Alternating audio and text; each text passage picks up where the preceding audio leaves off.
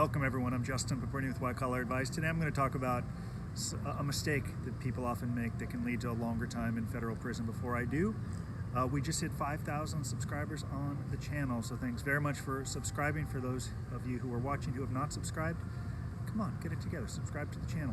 Coming to you today from a beautiful day in the Irvine Spectrum. Got my little man to the left drinking some chocolate milk. Had an early day. I had a call out of France about 3:30. We're global now.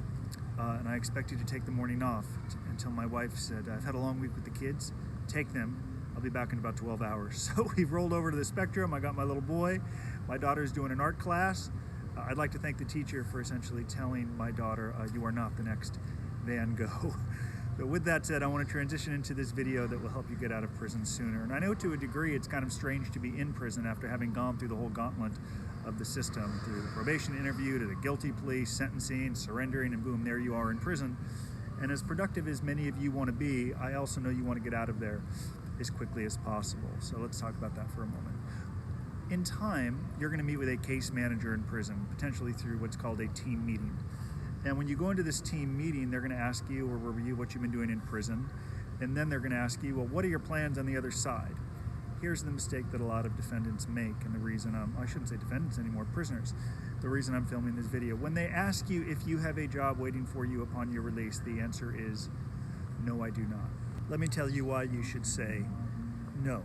Years ago, I did a presentation with the warden from Lompoc, and at the end of our presentation, I asked him if a prisoner would be less likely to get halfway house time if they had a job waiting for them. And his response was yes, they'd get less time in the community.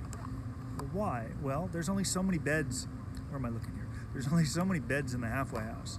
There's only so many halfway houses, period. So if there's only so many beds in halfway houses, logic would state that if you have a job waiting for you, you don't need as much time in the community to look for work. So it is a frequent mistake that prisoners make in these team meetings when they try to impress an indifferent case manager by telling him or her that they have a job waiting for them on the other side. It may impress them and it may make you feel better, but it's not going to lead to what you want, which is the reason you're watching this video, is to avoid making a mistake that so many people make. Now, I'm not encouraging anyone to lie. Maybe you do have a job waiting for you, but I can also tell you this. I've received hundreds of calls over the years from people home from prison who thought a job was waiting for them and it was bye-bye. You're not psychic, nor am I.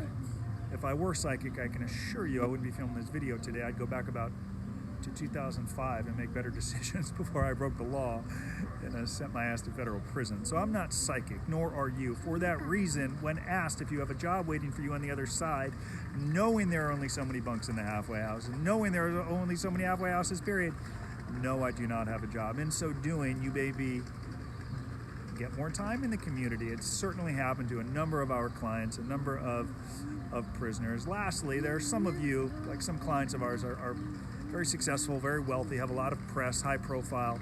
You're not going to be able to fake that you don't have a job waiting for you if your PSR says you're worth about $800 million, okay?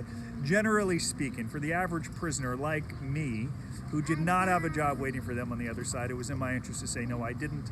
And I think that helped me get more time in the community, which I did. So learn from this mistake. Do not go in and try to impress or influence by talking about a job you have that may not be there. If you do, you're not going to get as much halfway house time, and what have you gained? You're in prison longer.